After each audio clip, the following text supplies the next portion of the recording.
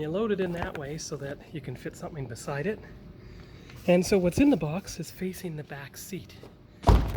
Then you open up the trunk and you get everything out of it so that you can load the shelves in the far back seat.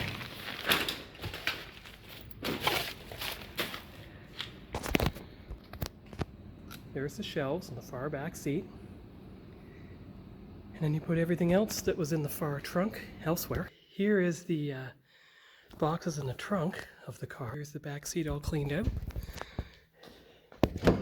Here's the front seat all cleaned out, ready for boxes. And there will be space for the suitcase and the backpack tomorrow and a lunch bag as well. So I'll come back when the next 2 boxes are in position.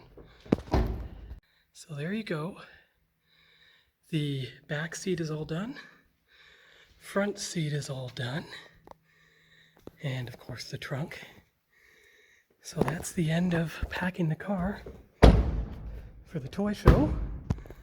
And we'll see you next time when I unload tomorrow night at the Kawartha racetrack and slots.